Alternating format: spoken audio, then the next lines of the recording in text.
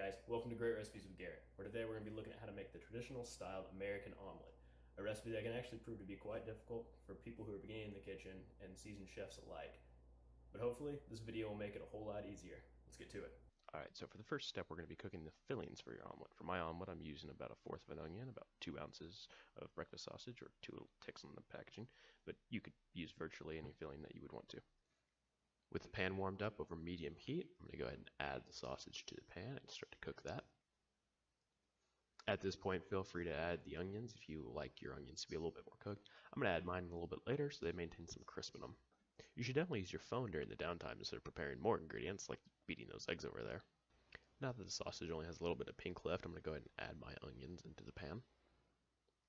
Add your eggs to a bowl. Always be sure to grab the egg that tried to roll away from you and add that one first. Now that the onions have browned a little and the sausage doesn't have any pink, I'm going to go ahead and combine all the filling together so they can incorporate their flavors. If you're trying to look fancy or impress your friends with your mad kitchen skills, you can try flipping your food around.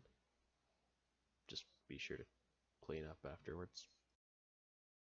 Eventually remember to beat the eggs that you left in the bowls for a few minutes. Now that the filling is fully cooked, go ahead and pull it off the heat or maybe place it on a separate plate.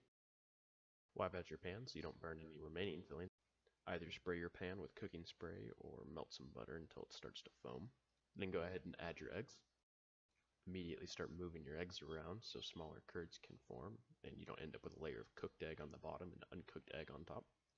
Once the egg starts to set up, shake the pan around a little bit so you can coat the bottom of the pan with all the egg. Once the egg starts to cook along the outside, you can go ahead and add whatever cheese you want. I'm using my roommate's here.